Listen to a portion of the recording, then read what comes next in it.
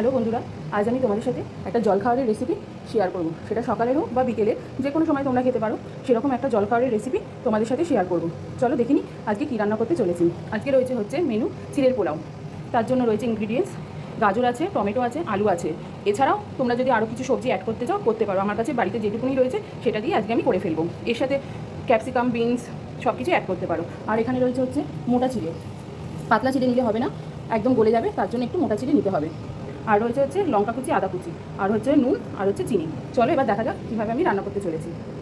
কড়াইতে আমি সাদা তেল দিয়ে নিয়েছি। কড়াইটা গরম করে তেল দিয়ে ভালো করে একটু গরম করে নিতে হবে। এর মধ্যে এবার আমি আদা কুচিটা দিয়ে দেবো। এবার আমি আদা কুচিটা দিয়ে দিলাম, দিয়ে একটু নাড়াচাড়া করে তারপরে গাজর, আলু এগুলো সব কিছু দিয়ে দিতে হবে। এরপর আমি গাজর, আলু দুটোই একসাথে দিয়ে দেবো।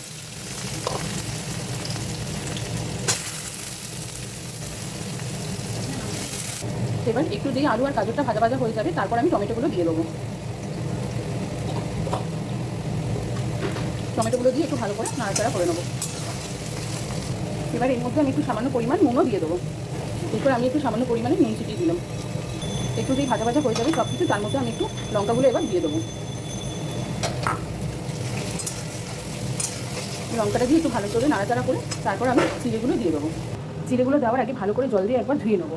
এক ধোয়া দিলেই হবে, কারণ একটু নোংরা টোংরা তো থাকেই, দোকান থেকে আনা হয়, তাই জল দিয়ে এক ধোয়া দিয়ে তারপর আমরা চিড়েগুলো দিয়ে দেবো জলটা ঝরিয়ে। এরপর যে সবজিগুলো ভাজা ভাজা হয়ে গেছে এর মধ্যে এবার আমি চিড়েগুলোকে দিয়ে দেবো। এরপর আমি এবার চিড়েগুলোকে এইভাবে ছড়িয়ে দিতে হবে। ছড়িয়ে দিলে ভালো হবে, সবজির ওপর দিয়ে পুরো ছড়িয়ে দিতে হবে। ছড়িয়ে দিয়ে এবার ভালো করে সবজির সাথে নাড়াচাড়া করে মিশিয়ে দিতে হবে।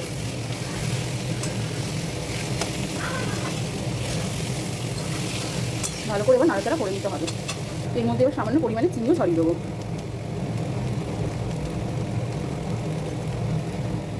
চিনিটা দিয়ে দেখে নিতে হবে, তারপর নুনটাও একটু দিয়ে দেবো।